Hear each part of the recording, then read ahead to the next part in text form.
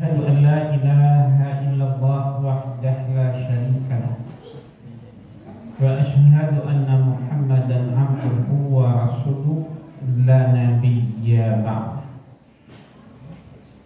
اللهم صل وسلم على سيدنا محمد وعلى آل سيدنا محمد. فقال الله تعالى في الكريم: نعوذ بالله من الشيطان الرجيم. بسم الله الرحمن الرحيم. ألف لام ميم. ذلك الكتاب لا ريب فيه هدى للمتقين. قال رسول الله صلى الله عليه وسلم: خيركم man ta'allamul Qur'an wa 'allamahu. Wa qala faqra'ul Qur'an fi kulli syahrin. Sadaqallahu wa sadaqa rasul karim. Bapak pengurus masjid yang sama-sama kita hormati, Bapak Ibu sidang jamaah subuh yang insya Allah dirahmati, diberkahi dan dimuliakan oleh Allah Subhanahu wa Ta'ala. Mengawali kajian kita pada subuh yang berbahagia ini, pertama sekali mari sama-sama kembali kita senantiasa memulai, mendampingi, mengakhiri semua aktivitas kita dengan selalu belajar bersyukur dan bersyukur kepada Allah Subhanahu wa Ta'ala. Alhamdulillah. Doa-doa kita semenjak awal bulan Rajab, minta diberkahi Rajab dan Sya'ban kita, dan minta disampaikan ke bulan Ramadan. Alhamdulillah sudah hampir pula 10 pertama Ramadan kita selesaikan. Allah masih memberikan umur yang lebih kepada kita. Amin. Ketika orang yang saudara kita doanya sama di awal bulan Rajab, minta diberkahi Rajab dan Sya'ban, minta disampaikan ke Ramadan, tapi sebelum Ramadan telah Allah panggil. Alhamdulillah tidak hanya sekedar umur kita sampai, tapi fisik kita pun masih disehatkan sampai hari ini. Coba Bapak Ibu kalau ingin menambah syukur kita tentang kesehatan, pergilah nanti siang jam 12 sampai jam 1 jam bersuk di M. Jamil, kunjungi pasien-pasien yang sedang terbaring di rumah sakit. Saat itu kita akan merasa besar sekali hati sehat yang Allah berikan kepada kita di bulan Ramadan. Banyak mereka juga ingin berpuasa sebagaimana kita berpuasa, ingin tarawih sebagaimana kita tarawih, ingin subuh ke masjid sebagaimana kita subuh setiap mendengar suara azan. Tapi Allah tidak izinkan dia keluar, bahkan surganya tempat tidur pun tak bisa. Tidak saja hanya umur panjang, fisik yang sehat, tapi alhamdulillah Allah juga masih jauhkan negeri kita dari musibah. Allah juga jauhkan negeri kita dari perang.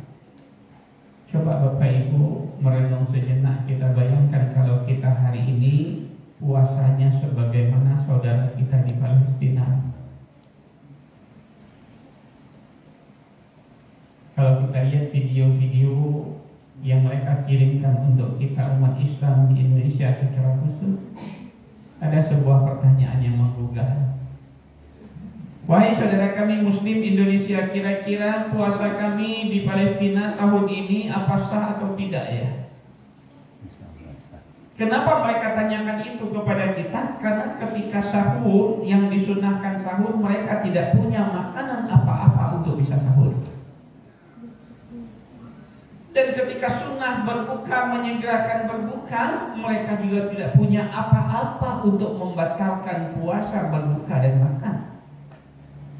Jadi mereka tidak tahu apa yang harus dimakan sahur dan apa yang harus dimakan untuk berbuka.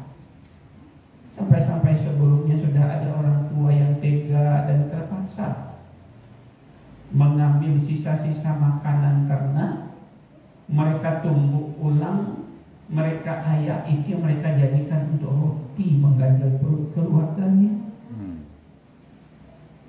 Bahkan minggu-minggu terakhir dalam Ramadan ini sudah banyak mereka yang makan kaktus pahit, berduri, batang-batangnya itu yang mereka makan untuk mengganjal perut. Coba bayangkan kalau kita harus demikian bulan Ramadan ini, Bapak Ibu. Atau tidak usah jauh-jauh kita melihat, coba bayangkan kalau seandainya kita harus berRamadan minggu-minggu pertama ini sebagaimana saudara kita di pesisir yang kena galodo kemarin. Dalam rumah mereka lumpur, itu masih setinggi lutut. Di mana mereka tidur, di mana mereka masak, bagaimana mereka beraktivitas.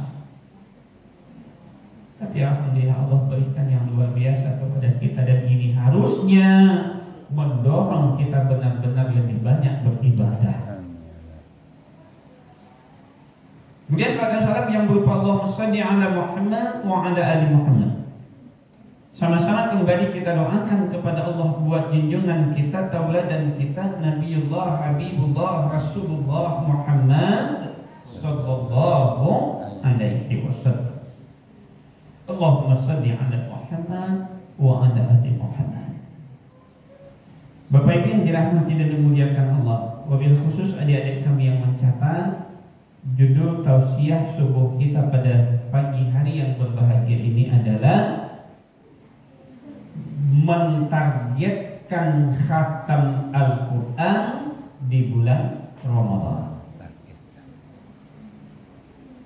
Apa dasar kita membahas ini? Pertama, kita tentu ingin Ramadan kita tahun ini benar-benar maksimal kita isi untuk beribadah.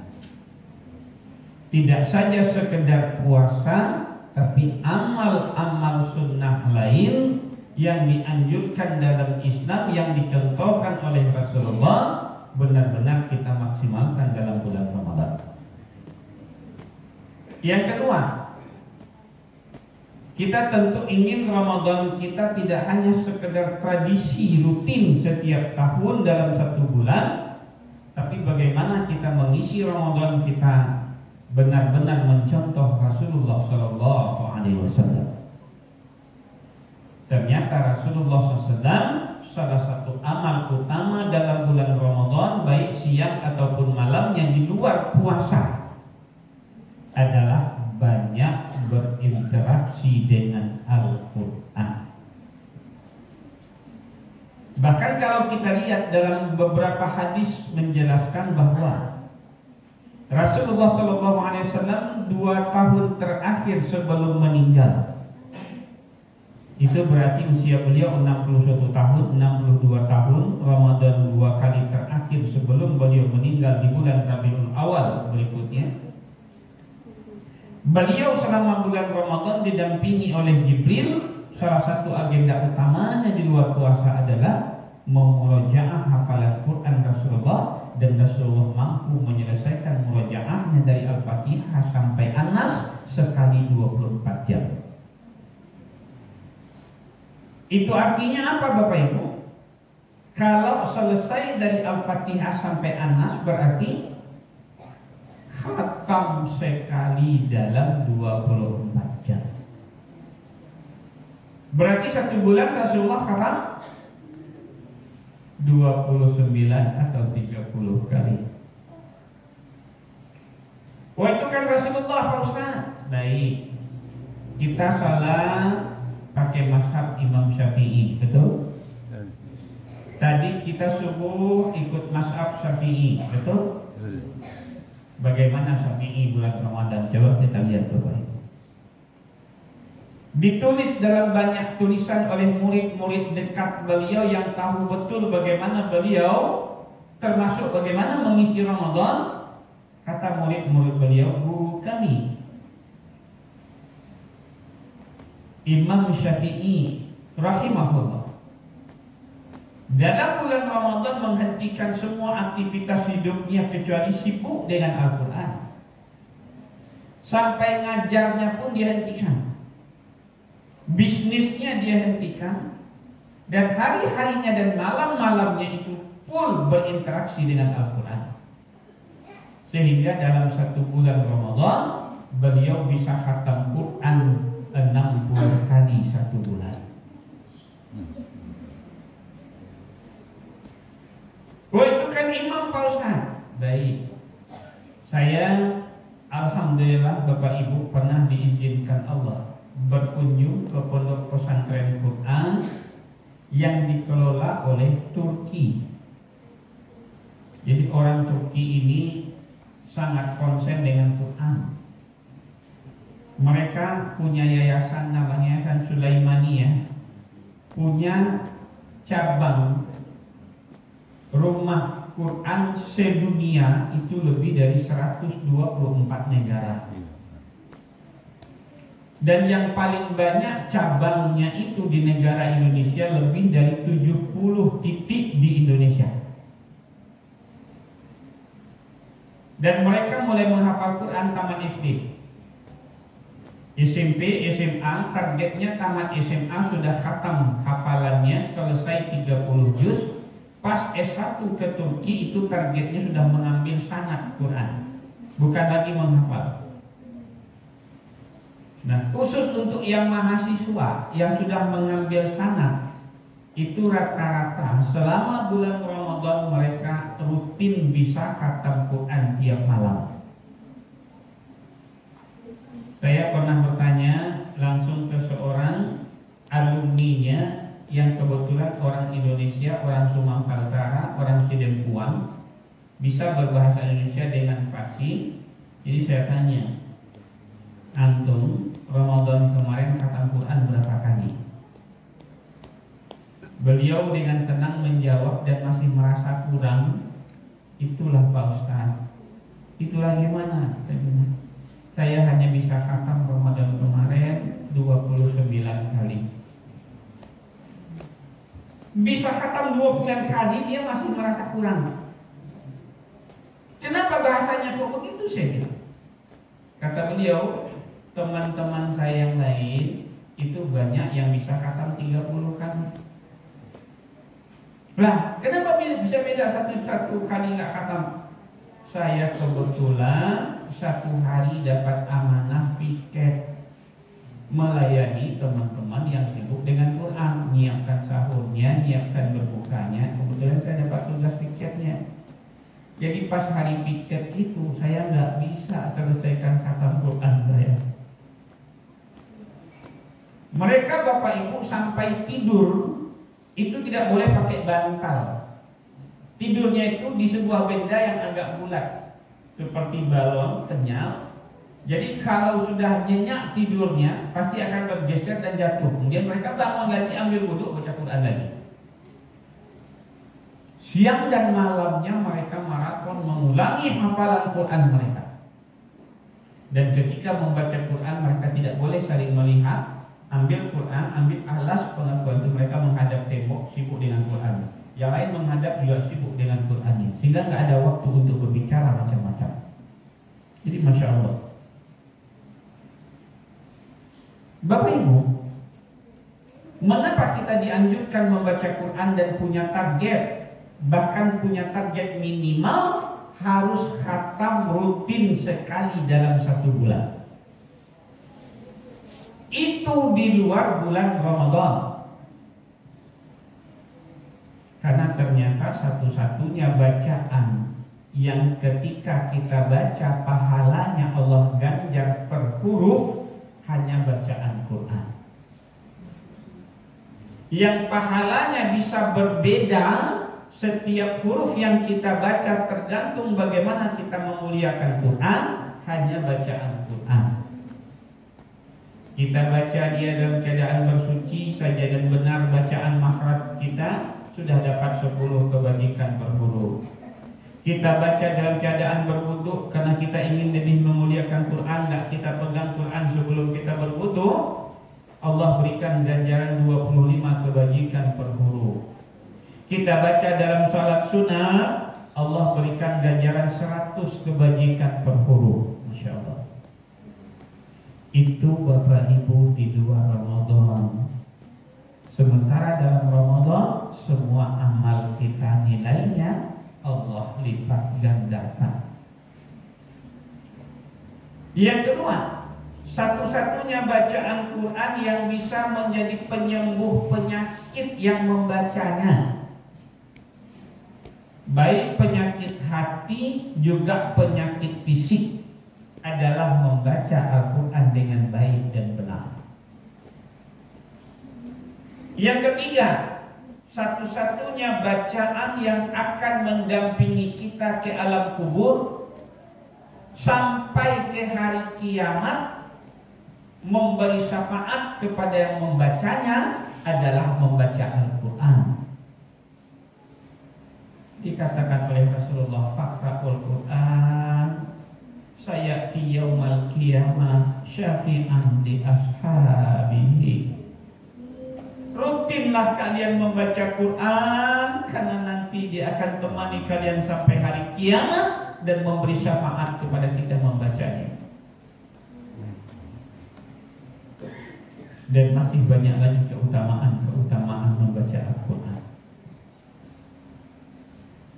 Dan di hadis lain Rasulullah SAW mengatakan, "Faqra'ul Quran fi kulli syahrin." Selesaikan bacaan Quran kalian sekali dalam satu bulan. Itu perintahnya berlaku di luar bulan Ramadan. Sedangkan bulan Ramadan, seperti kita contoh, Rasulullah bisa khatam tiap malam, Imam Syafi'i bisa khatam 2 kali sehari semalam. Bagaimana dengan kita? Dan salah satu indikasi Ramadan kita ini sukses, Ramadan kita ini berarti, Ramadan kita ini bermakna, Ramadan kita bisa merubah kita. Ada tulisan yang menarik di dinding di luar, Bapak Ibu. Harusnya orang Islam itu belajar puasa kepada ulat. Coba lihat tulisannya. Kenapa disuruh belajar puasa kepada ulat? Karena ulat puasanya itu setelah puasa banyak perubahan positif. Pertama, setelah puasa ulat berubah status jadi kupu-kupu. Jadi sebelum puasa dia ulat, setelah puasa dia berubah kupu-kupu. Jangan sebelum puasa kita ulat, setelah puasa tetap ulat. Apa karakter ulat? Merusak. Daun tanaman habis, berlubang-lubang, digigitinnya semua. Tapi apa karakter kupu-kupu? Membantu petani.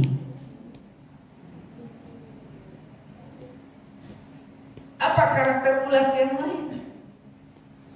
Sebelum puasa dia ulat, jalannya merangkak. Setelah puasa dia jadi kupu-kupu, jalannya terbang. Banyak perubahan. Salah satu nilai utama yang harus adalah Al-Quran. Nah, sekarang pertanyaannya, bagaimana kita bisa mengkhatamkan Quran? Punya target. Minimal seminimal-minimalnya, kalau kita ingin dianggap Ramadan kita berarti, Ramadan kita punya peluang untuk jadi pemenang, khatam 1 kali Al-Quran. Bapak Ibu, sekarang sudah hari ke-8 atau ke-9 Ramadan? Coba cek Quran kita sudah berapa juz? Ada yang sudah khatam? Alhamdulillah, 1 di antara jemaah yang ada, ya. Yang sudah 18 juz, ya, coba periksa, Pak. Untuk bisa khatam 1 kali Al-Quran, berarti kita hanya punya target 1 juz 1 hari. Bagaimana cara kita bisa khatam dengan target? Pertama, niatkan memang Ramadan ini saya harus khatam Quran. Itu yang pertama. Kalau ada Bapak Ibu yang tidak berniat khatam Quran, itu sama artinya memang tidak akan pernah mungkin kita bisa khatam Quran. Karena berniat pun tidak, berencana pun tidak, apalagi mengeksekusi. Maka niatkan. 1 amal soleh kita bulan Ramadan ini adalah saya harus khatam Quran 1 kali kah, 2 kali kah, 3 kali kah, dan seterusnya. Yang kedua, pastikan Bapak Ibu di rumah punya Quran masing-masing yang tidak dipegang bersama dengan orang lain. Ayah punya 1 Quran, ibu punya 1 Quran, anak punya 1 Quran, pembantu punya 1 Quran.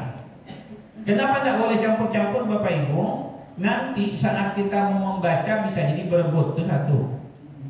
Yang kedua, batas bacaan kita akan terpindah-pindah. Karena saya sudah baca ini tadi, datang anak ambil lagi, baca digesernya lagi, datang ayah ambil pula, baca gesernya lagi. Kita nggak tahu lanjutan Quran kita masing-masing. Yang ketiga, pastikan Quran kita itu adalah Quran standar membaca, standar menghafal. Apa ciri-ciri Quran standar? Ada 4. Pertama, jumlah halaman Qurannya 604 halaman. Yang kedua, jumlah baris dalam satu halaman hanya 15 baris. Yang ketiga, tidak ada ayat yang terpotong dalam satu halaman. Jadi mulai baris atas buka ayat, tutup baris paling bawah pojok, sebelah kiri tutup ayat. Disebut Quran pojok. Yang keempat, satu juz jumlahnya 20 halaman. Kecuali juz 1 21 halaman dan juz 30 23 halaman. Yang lain semua 20 halaman. Yang keempat, ukur sejak awal Ramadan kecepatan membaca Quran kita satu juz butuh waktu berapa menit. Ambil Quran, ambil HP, hidupkan stopwatchnya, khususkan waktu satu juz non-stop baca Quran dengan kemampuan standar kita. Dengan catatan tidak perlu pakai irama, mulai dari bayati, sobas, hija, nahawan, sikarasi, jawab, jawab, segala macam tidak perlu. Pakai saja murakal. Bacaan pendek tapi benar, makhrajnya benar, tajwidnya udah. Coba ukur, oh ternyata saya menyelesaikan 1 jam butuh 1 juz butuh 1 jam. Berarti kalau target kita 1 hari khatam, 1 juz 1 hari. Kalau 1 juz 1 hari, berarti saya harus alokasikan waktu 1 jam 1 hari untuk Quran. Oh saya bisa 40 menit, insya Allah kalau lebih cepat bisa. Oh saya bisa 30 menit, kalau lebih cepat lebih lancar lagi bisa. Oh saya bisa 25 menit, bisa. Imam Syafi'i malah 1 jam dia bisa baca Quran 4 juz. Karena dia cepat, napasnya panjang, dia sudah hafal Quran, muratalnya bagus. Jadi baca. Nah kalau kita sudah tahu 1 jam untuk 1 juz, 2 jam untuk 2 juz, 3 jam untuk 3 juz, pertanyaannya di mana waktu yang bisa saya ambil yang juga tidak bentrok dengan aktivitas rutin. Misalnya, Pak, saya masih jadi pegawai pagi kerja pulang sore, kapan harus baca Quran? Pak, saya masih punya anak kecil yang harus diurus begini-begini, ini waktu-waktu wajibnya. Pak, saya ibu rumah tangga, ini waktu-waktu wajib masak, nyuci dan segalanya. Lihat kapan waktu kita yang paling nyaman di luar aktivitas itu untuk Quran. Kalau misalnya Bapak Ibu target kita cuma 1 juz, berarti butuh 1 jam. 1 jam yang paling nyaman kapan? Pertama, habis tarawih sebelum tidur, bisa. Yang kedua, habis subuh, menunggu aktivitas berikutnya. Apalagi kita kalau i'tikaf di masjid, tunggu syuruk, habis syuruk baru pulang, dapat 2. Pahala umrohnya dapat karena syuruknya, zikirnya baca Quran selesai setengah juz paling tidak. Yang ketiga, kapan lagi? Dampingi duha kita dengan minimal 10 menit Quran. Yang keempat, kapan lagi jam istirahat siang? Percepat bangun kita kalau tidur sebelum zuhur, jam 12 sudah bangun, ambil wudhu, tunggu dengan Quran waktu zuhur. Insya Allah kalau targetnya 1 juz, sebelum zuhur sudah selesai. Itu kita ulang-ulang. Kalau target 2 juz, cari waktu lain lagi. Kalau target 3 juz, lebih efektif, efisien lagi. Salah satunya harus berani kita mengurangi waktu-waktu yang tidak bermanfaat dengan handphone. Selama ini habis waktu kita oleh Facebook, oleh WA, oleh IG, oleh YouTube, oleh macam-macam. Sekarang alokasikan waktu itu untuk Quran. Masya Allah. Insya Allah Ramadan kita akan jauh lebih bermakna dan target Quran kita bisa kita selesaikan sesuai rencana. Amin. Kalau ada Bapak Ibu yang sudah khatam 1 juz, saya Ramadan kemarin sudah satu kali khatam, Ustaz, sekarang naikkan 40 juz. Kalau udah 40 juz naikkan 50 juz. Kalau udah 50 naikkan 60 10 juz 2 kali khatam. Kalau 2 kali naik kan 2,5 kali, 3 kali dan seterusnya. Bapak Ibu, intinya hanya keinginan kita, kemudian kefokusan kita, kemudian kedisiplinkan kita dengan target yang kita buat dan waktu-waktu yang telah kita alokasikan. Saya punya teman anggota DPRD, aktivis dakwah. Kira-kira sibuk nggak anggota DPRD bulan Ramadan? Tapi alhamdulillah Ramadan kemarin dia bisa khatam Quran 13 kali 1 bulan. Kenapa? Karena dia punya target. Kenapa? Karena dia punya alokasi waktu khusus walaupun dia sibuk di yang lain. Kenapa? Karena dia disiplin dengan waktu itu yang untuk Quran dia tidak akan ganggu dengan yang lain. Bapak Ibu, mudah-mudahan bermanfaat. Banyak maaf. Assalamualaikum warahmatullahi wabarakatuh. Waalaikumsalam warahmatullahi wabarakatuh. Demikianlah tadi ceramah Ustaz Syed Darul Jannah. Assalamualaikum warahmatullahi wabarakatuh. Allah Akbar.